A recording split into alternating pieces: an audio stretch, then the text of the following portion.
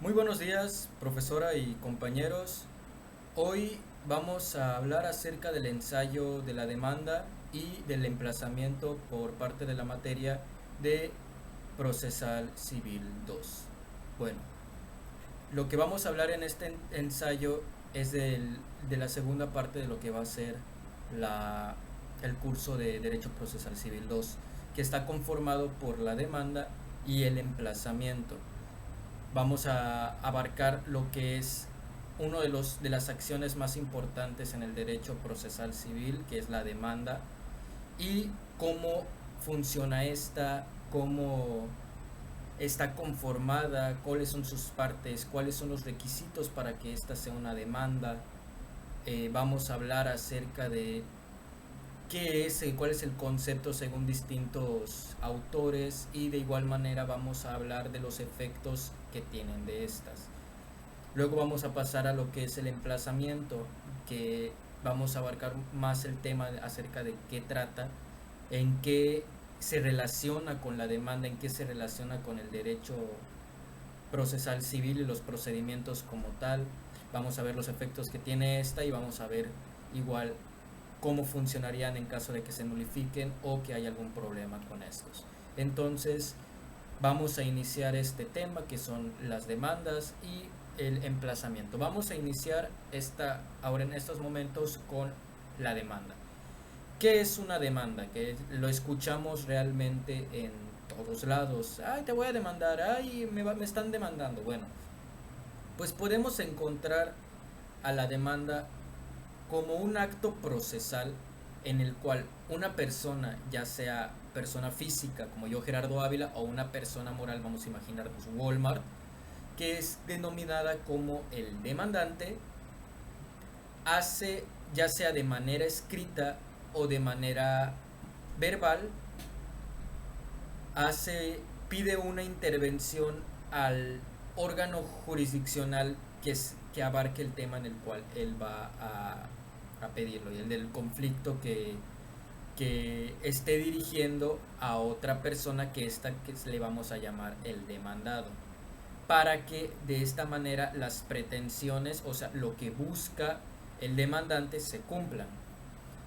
Otro concepto lo podemos tomar del doctor José Ovalle Favela, que lo define como el acto procesal por el cual una persona que se constituye por él mismo, en parte actora o en parte demandante, formula sus pretensiones ante un órgano jurisdiccional y de esta manera inicia un proceso con el ejercicio de su acción. Luego vamos a hablar acerca de cómo se clasifica una demanda, porque sabemos que una demanda realmente, ya como estudiosos del derecho, la demanda no es solo existe una, no es solo un papelito que escribes con lo que tiene requisitos y ya. Es distinta para los procesos o para lo que se va a solicitar en algunos casos. La demanda está clasificada en 12 partes. La primera es la demanda fundada. Es aquella en la que la pretensión está protegida por el derecho sustantivo. La segunda es la demanda infundada. Es aquella que la pretensión materializada no está regulada por el derecho positivo. La tercera es la demanda simple, que es una de las que más podemos encontrar, que es aquella que materializa una pretensión, o sea, que busca que se cumpla lo que pide. La demanda compleja es la que pide varias pretensiones, pide una cosa por aquí, pide otra cosa por allá, pide otra cosa por acá, pero realmente parecido a la simple, simplemente que pide más. La otra es la demanda de condena, que esta pide el cumplimiento de una prestación, ya sea positiva o ya sea negativa. Luego tenemos lo que es la demanda declarativa, que es aquella que pide que el juez aclare una situación incierta, constitutiva. O sea que se pide como tal que el juez sea aquel que eh, diga que, pues, qué está sucediendo en la situación. Y pide transformar aquella situación incierta a una favorable. Luego tenemos la demanda unipersonal.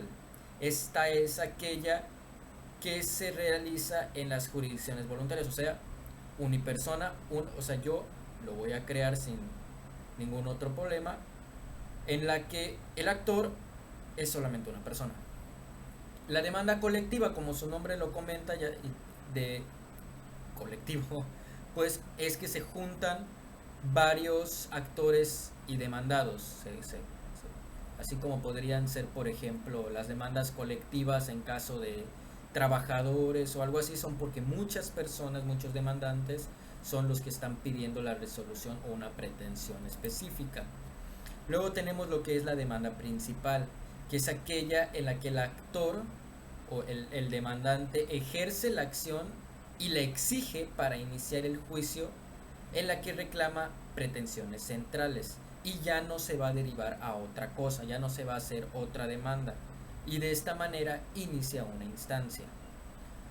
Luego vamos a tener la demanda accesoria, que como su nombre comenta, de accesorios, es la que se pide que al ejercitar esta acción se derive de una se pida un accesorio de la demanda principal. Luego tenemos la unilateral, que esta se puede confundir con la unipersonal, pero son dos cosas distintas. La unilateral es la más común de todas, es la que puedes encontrar casi en todos los procedimientos civiles porque es a nombre propio y es la que pues realmente la más famosa, la que más se ve, por así decirlo, ya que pues la estoy creando yo para y simplemente eso. Luego tenemos las obligatorias y facultativas.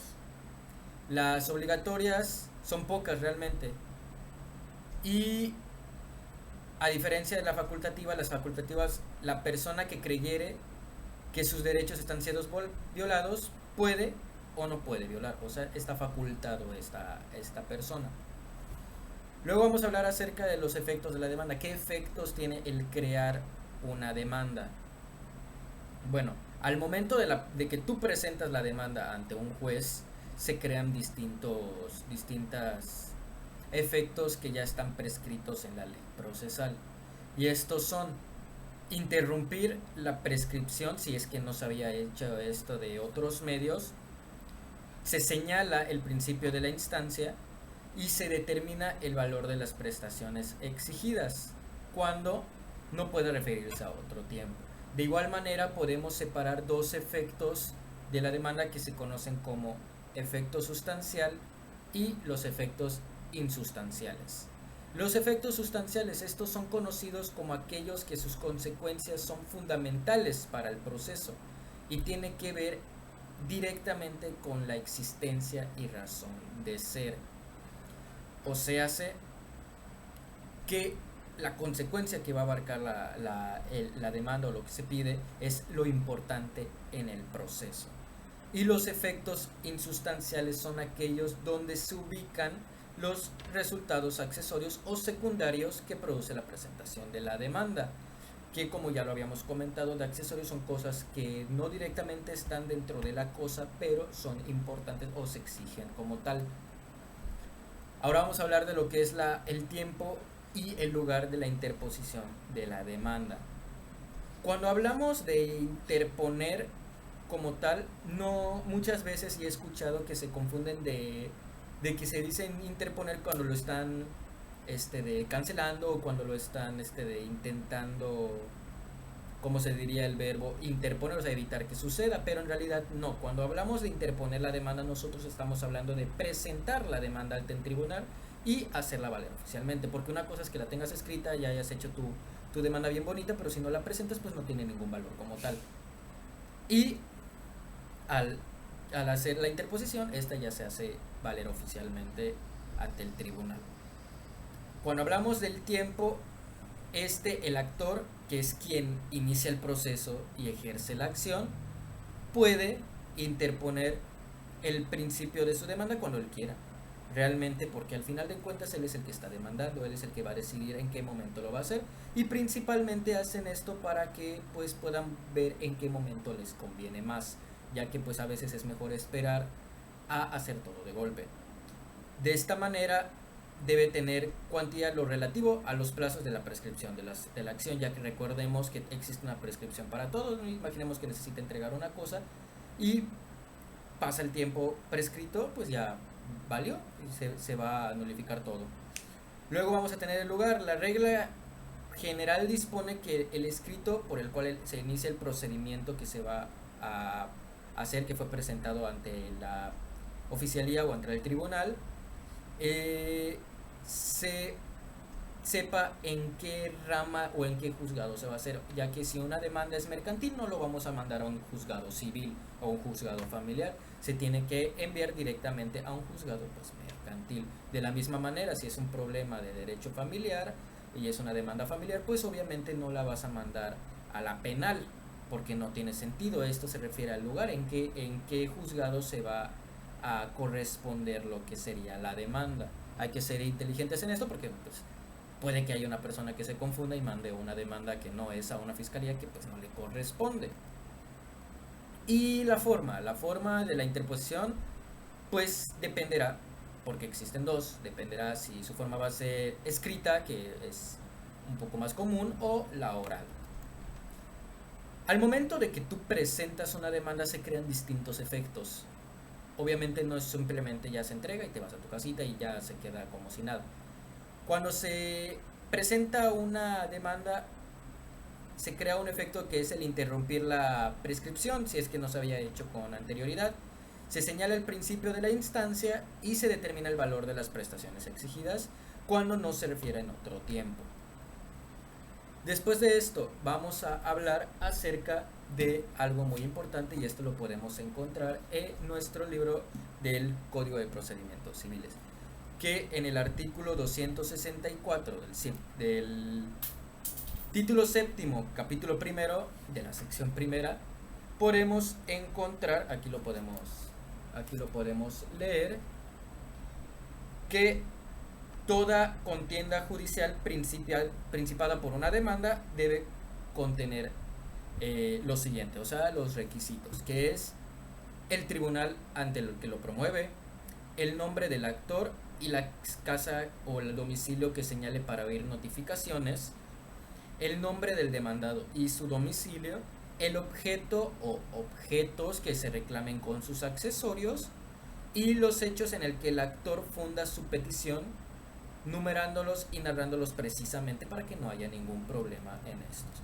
Estos son los 5 primeros requisitos, ya que después se tiene que mostrar los fundamentos del derecho y la clase de acción, procurando citar los preceptos legales aplicables, o sea, que la acción que tú estás pidiendo sea correcta a lo que la ley formal lo dicta. No puedes poner alguna cosa que no exista o que no esté dentro de los principios jurídicos aplicables, porque pues se va a nulificar porque no existen.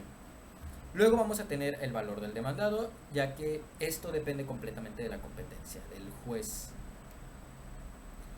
Al admitirse la demanda, cuando hablamos de admisión a la demanda, se hace referencia a que ésta ya se presentó ante el juez, y cuando ya se presenta ante el juez o ante el tribunal, estos no tienen por qué examinar su fundamentación, no tienen por qué buscar los fundamentos de esta, simplemente van a buscar su procedencia y a partir de esto se va a dictaminar el juez o el tribunal si se admite y se le da el trámite o se va a seguir.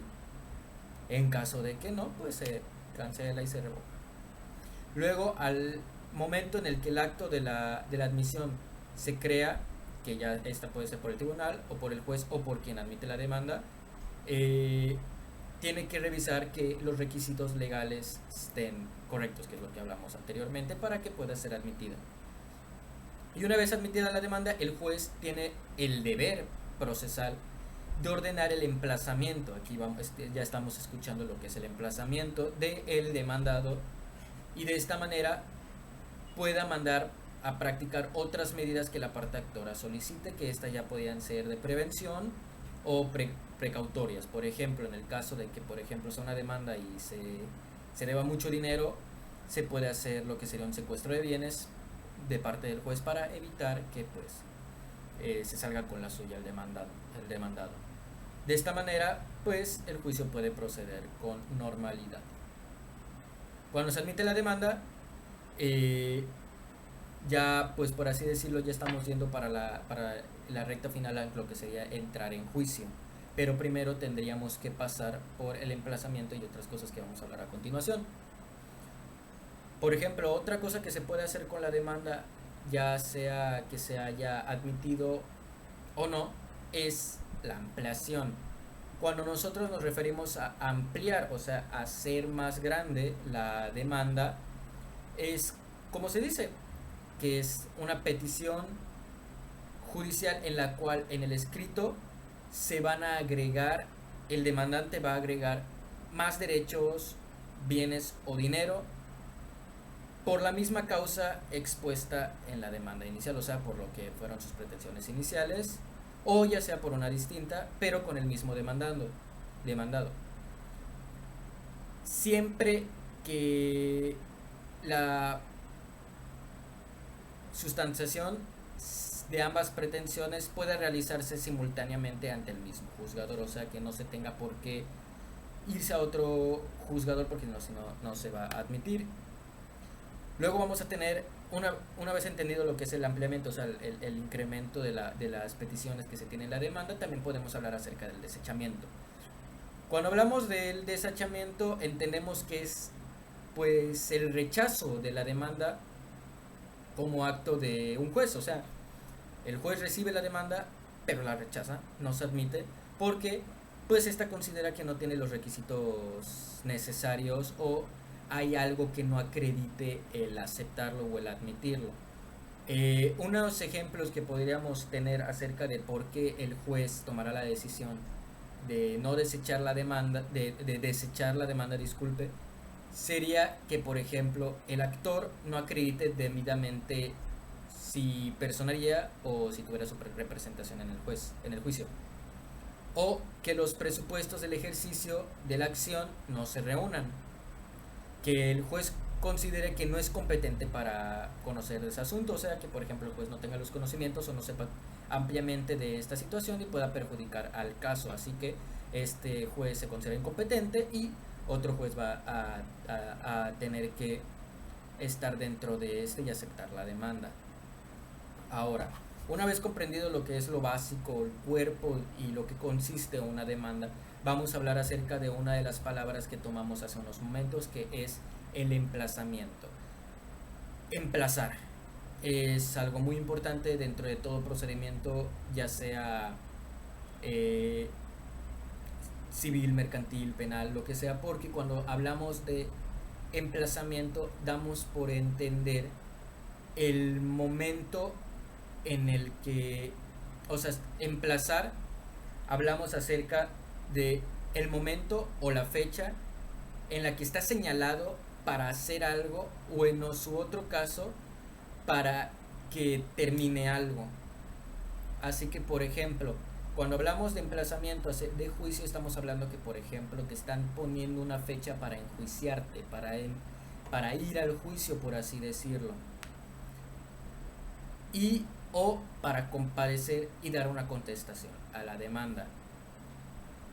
Se tiene que cumplir varias normas del emplazamiento, que sería respetar la garantía de audiencia, o sea, que todo ciudadano tiene que ser oído y vencido en juicio. Para esto sirve el emplazamiento, para que pues tengan su garantía de audiencia, su derecho como tal.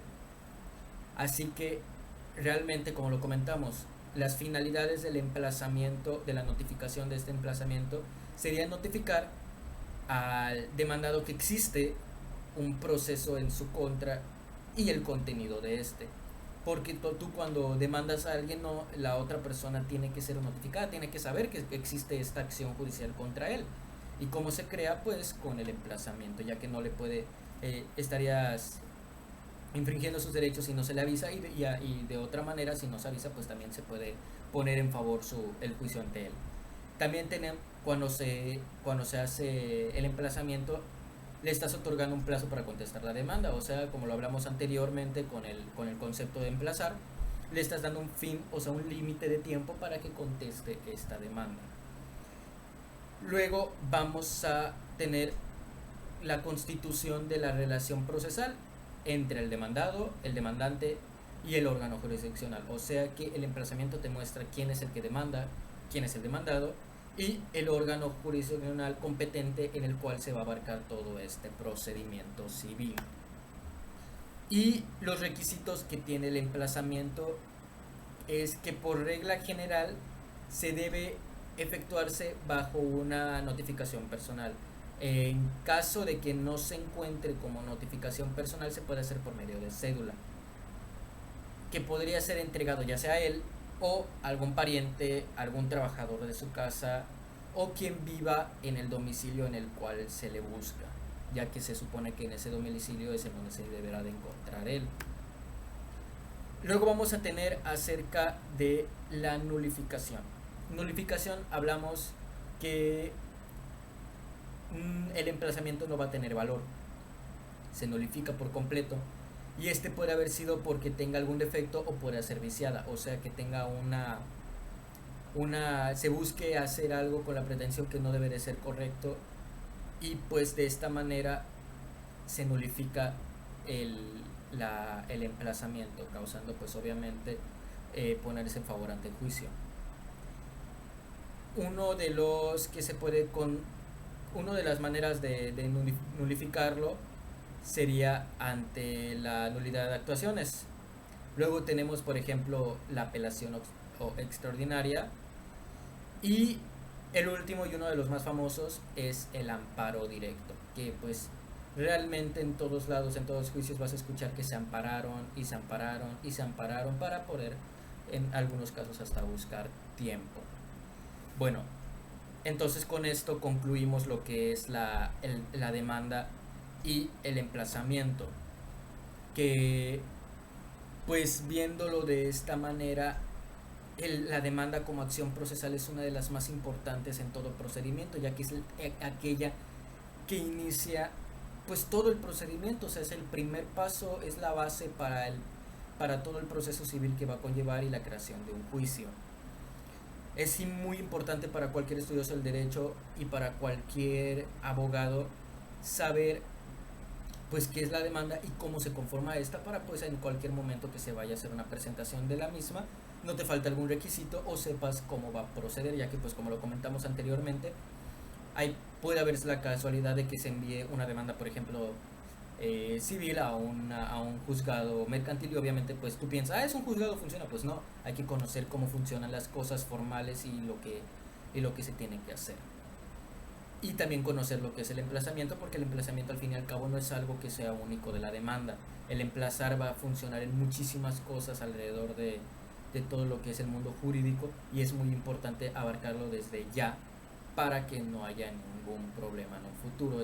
Estos dos temas que abarcamos son, yo siento, de lo más importante que podemos comprender, ya sea en la materia y como vida profesional.